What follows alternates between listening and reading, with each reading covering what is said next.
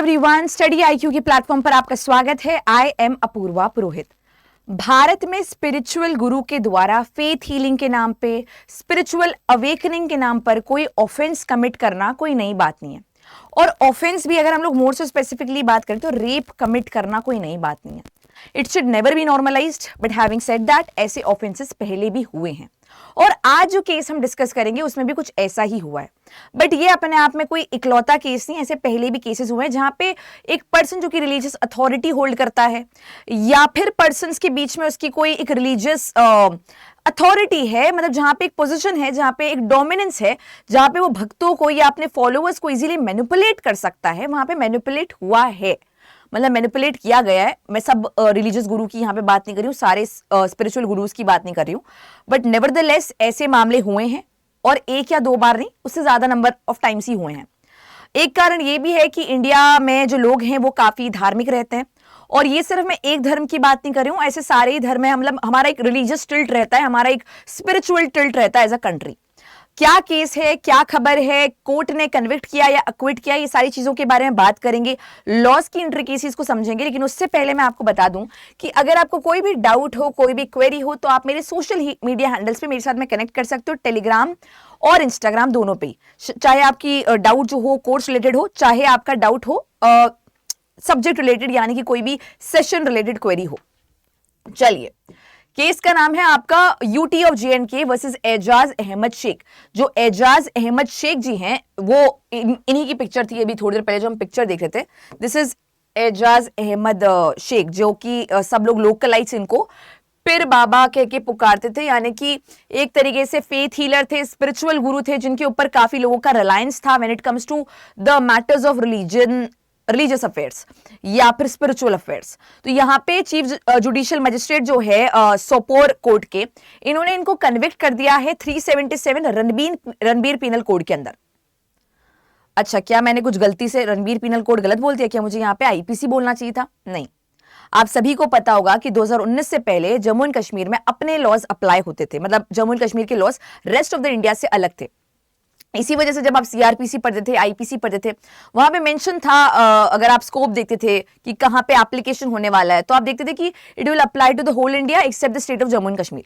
2019 के बाद में इस चीज को चेंज कर दिया गया था, क्योंकि आपका आर्टिकल 370 जो कॉन्स्टिट्यूशन ऑफ इंडिया का था उसको अब्रोगेट कर दिया गया था। ऑल्सो 2019 में Jammu and Kashmir reorganisation act आता है, और इसके बाद में हमारे सभी जो लॉज जो बाकी के इंडियंस पे अप्लाई होता है वो उन पे भी अप्लाई होने लग गए थे। बट नेवरदलेस लॉज हमेशा प्रोस्पेक्टिवली इफेक्ट में आते हैं। जैसे एग्जांपल के तौर पे मान लीजिए कि हम क्रिमिनल लॉज, जो न्यू क्रिमिनल लॉज है उनका एग्जांपल है। तीनों क्रिमिनल लॉज 1 जुलाई 2024 को आए हैं, तो उससे पहले जो ऑफेंसेस कमिट हुए हैं उनको अभी भी हम IPC CRPC एविडेंस एक्ट के अकॉर्डेंस में ही डील करना है।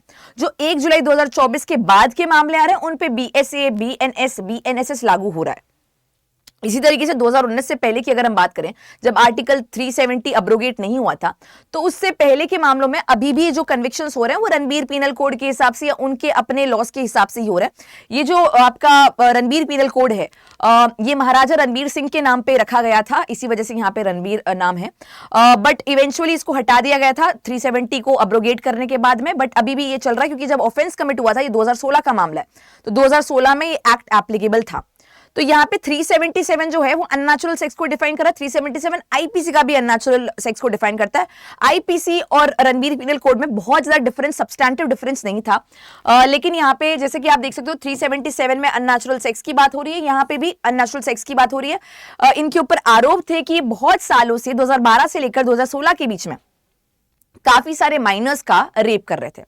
उनके पेरेंट्स को बताते थे कि हम आपके बच्चों को तालीम प्रोवाइड करेंगे, हम आपके बच्चों को एक स्पिरिचुअल अवेकनिंग प्रोवाइड करेंगे, अपने बच्चे को यहाँ पे 10 मिनट के लिए छोड़ के जाओ, मैं इनको कुछ ऐसा ऐसा करके दूंगा कुछ, और ये एकदम से स्पिरिचुअली अवेकन्ड हो जाएंगे या रिलीजियसली अवेकन्ड हो जाएंगे। और उसके बाद में ये बच्चों को, माइनर्स को असॉल्ट करता था। वो बच्चे नाबालिग थे तो उनको इजीली मैनिपुलेट किया जा सकता था, उनको इजीली दबाया जा सकता था कि ये इन्फॉर्मेशन आप किसी को भी मत देना। पर एक माइनर ये इन्फॉर्मेशन 2016 में अपने पिताजी को बताता है कि मेरे साथ में ये सारी चीजें घटित हो रही है। तो 2016 में एक माइनर ने अपने पापा को ये बात बताई, पापा ने जाके FIR दर्ज करी, केस किया, FIR दर्ज की गई 377 Ranbir penal code unnatural sex के अंडर। जिनको नहीं पता अननेचुरल सेक्स क्या है, तो डेफिनेशन आपकी आईपीसी वाली ही अप्लाई होने वाली है। खैर बीएनएस की बात करें तो बीएनएस में ऐसा कोई प्रोविजन एग्जिस्ट नहीं करता है, बट नेवरदलेस जिन लोगों को बिल्कुल आइडिया नहीं उनको मैं बता दूं कि अननेचुरल ऑफेंसेस की बात 377 आईपीसी में भी थी, रणबीर पिनल कोड में भी थी। Whoever voluntary has carnal intercourse against the order of nature with any man, woman, animal, उसको पनिशमेंट मिल सकती है। वॉलंटरी के अलावा इनवॉलंटरी भी इसमें शामिल ही है। तो एग्जाम्पल के तौर पे जो होमोसेक्सुअल गे रिलेशनशिप होती है, सेक्सुअल रिलेशनशिप, वो भी इसके अंदर पनिशेबल ऑफेंस था। सेक्शन 377 को पार्शियली स्ट्रक डाउन कर दिया गया था 2018 में by the case of Navtej Singh Johar versus union of India. तो उसको डिक्रिमिनलाइज कर दिया था, पार्शियली स्ट्रक डाउन कर दिया गया था। अभी भी अगर हम लोग 377 का ऐसा एप्लीकेशन देखें तो एनिमल के साथ में कार्नल इंटरकोर्स करना अभी भी पनिशेबल ऑफेंस है, या अगर आप रेप करते हो कार्नल इंटरकोर्स वाला तो वो अभी भी पनिशेबल अननेचुरल के अंडर ही फॉल करेगा। तो ये जो चीजें हैं इसके अंदर शामिल थी और पनिशमेंट आपको यहां पे मिल सकती थी आजीवन कारावास तक की या 10 साल तक की सजा भी मिल सकती थी। तो यहाँ पे बच्चे ने बताया कि सारे मेरे साथ में ऑफेंसेस कमिट हो रहे हैं, एफआईआर दर्ज की गई, ये सारा का सारा मामला लाइमलाइट में आता है, इन्वेस्टिगेशन कंडक्ट होता है। इसके बाद में बहुत सारे और माइनर्स भी आके अपने पेरेंट्स को बताते हैं कि हमारे साथ भी हो रहा है, और एक या दो बार नहीं कंटिन्यूअस बेसिस पे यहाँ पे रेप किया जा रहा है और अननेचुरल ऑफेंस कमिट किया जा रहा है इस पर्सन के द्वारा।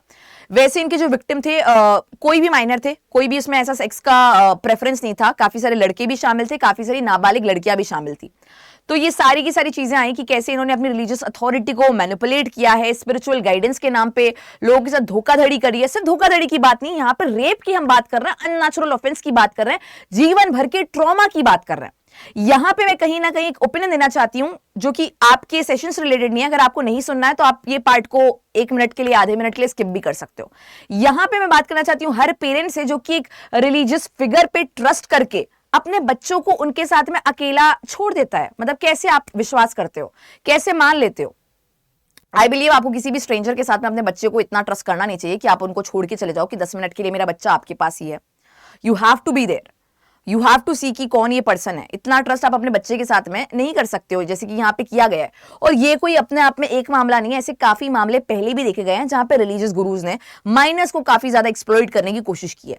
इसके ऊपर एक मूवी बनी थी आपकी महाराजा करके, जहां पे सिमिलर चीजें बताई गई थी कि कैसे धार्मिक गुरु ये सब चीजें किया करते हैं। तो नहीं है, मैं देखो ये मैं लेबलिंग नहीं कर रही हूँ कि कोई भी धार्मिक गुरु हुआ तो ये करते ही रहना है, बट नेवरदलेस ऐसे ऑफेंसेस होते हैं क्योंकि इनके पास एक अथॉरिटी होती है मैनिपुलेट करने की। आप किसी को भी मानो, किसी की बात को सुनो, पसंद करो, बट इतना ट्रस्ट मत करो अंधेरी की तरह जहां पे आप अपने बच्चों को उनके पास छोड़ के जा रहे हो कि ये तो उनको कोई तालीम ही देंगे या कोई शिक्षा ही देंगे, कुछ अच्छी बात ही सिखाएंगे। ठीक है, तो ये सारी चीजों के बाद में इनको कन्विक्ट किया गया, 14 साल तक की सजा यहाँ पे इनको दी गई है, इनके ऊपर इंपोज की गई है। तो ये सारी चीजें, आपका क्या ओपिनियन है इस पर्टिकुलर मुद्दे के बारे में उसे कमेंट में जरूर बताना। इसके अलावा अगर आप जुडिशरी के एस्पिरेंट हैं तो नीट 4.0 बैच में आप एनरोल कर सकते हैं। अगर आप एक अच्छा वकील बनना चाहते हैं तो नीट 4.0 बैच में एनरोल कर सकते हैं। अगर आप अपने पास में एक लीगल डेटा बेस चाहते हो of all the notes of the lectures of the MCQs तो भी आप नीट 4.0 बैच में एनरोल कर सकते हैं। 4 साल के लिए बैच आपके पास खड़ा रहेगा। तो यहाँ पे फीचर्स ये है कि आपको क्लासेस मिलती हैं, प्रीलिम्स, मेंस, इंटरव्यू, जुडिशरी की तीनों चरण की क्लासेस मिलती है, कॉम्प्रिहेंसिव क्लासेस। इसके अलावा आपको नोट्स मिलते हैं प्रीलिम्स के हिसाब से, मेंस के हिसाब से, हिंदी मीडियम वालों को हिंदी लैंग्वेज में, इंग्लिश मीडियम वालों को अंग्रेजी लैंग्वेज में। आपके यहाँ पे डेली एमसीक्यू प्रैक्टिस होते हैं, मॉक टेस्ट मंथली लेवल पर होते हैं। इसके अलावा आपको मिलता है एक्सक्लूसिव स्पेशल किट जिसमें ऐतिहासिक जजमेंट्स की बुकलेट आपको मिलती है, 2024 के रीसेंट जजमेंट्स की और अपडेट्स की बुकलेट आपको मिलती है। मेजर लॉ के आपको चार्ट्स प्रोवाइड किए जाते हैं। मंथली लीगल करंट अफेयर की मैगजीन आपको मिलती है। लीगल करंट अफेयर से आपको एक बात बताना चाहती हूँ कि रोज सुबह 9 बजे 9 AM पर live free of cost study IQ judiciary पर लीगल करंट अफेयर की क्लास लगती है। उससे जुड़ो, सिर्फ करंट अफेयर के लिए नहीं, लॉ की इंप्लीमेंटेशन को जानने के लिए। मेंटोरशिप आपको मिलती है जजेस के थ्रू और जुडिशरी के टॉपर्स के थ्रू। डबल वैलिडिटी ऑफर यानी कि 4 साल के लिए बैच आपके पास में रहेगा। 4 साल तक आप कोई भी क्लास देख सकते हो। अगर आप लॉ स्टूडेंट हुए और आपने मान लो सेकेंड ईयर में डिसाइड किया कि मुझे जज बनना है तो अभी एनरोल करो, 4 साल के लिए बैच आपके पास रहेगा। नहीं तो यूजुअली डर रहता है कि अच्छा 1 साल में बैच खत्म हो जाएगा, फिर मैं जब एग्जाम दूंगी तब क्या होगा, तो आपके पास ये रहने वाला है। एनरोल कैसे करना है? डिस्क्रिप्शन बॉक्स में जाना है, उस पर लिंक क्लिक करना है, प्रोमो कोड में APP कोड का इस्तेमाल करना है। APP कोड क्यों करें? एक तो आपको डिस्काउंट मिलेगा मैक्सिमम, इसके अलावा आपको इस कोड से मिलेगी मेरी 1-to-1 पर्सनल मेंटोरशिप। इस गाइडेंस में मैं आपको लोगों को मेंटोर करूंगी जर्नी में, जो भी आपकी जुडिशरी की जर्नी है, पर सीट जो है आपकी केवल 12 रहने वाली है इसके लिए। तो hurry up and enrol now. आप कॉल भी कर सकते हैं 76400300 पे APP code Apoorva ma'am mention करते हुए कोर्स के एनरोलमेंट के लिए। कोर्स एनरोल करने के बाद में, कोड इस्तेमाल करने के बाद में, you have to let me know on Telegram as well as Instagram, या फिर और इंस्टाग्राम, दोनों में से एक जगह पे कि ma'am I use your code, जिसके बाद में I can connect with you for personal guidance. आपका ओपिनियन इस पर्टिकुलर मुद्दे पे क्या था उसे कमेंट में बताना। बाकी see you all in the next session. Thank you so much.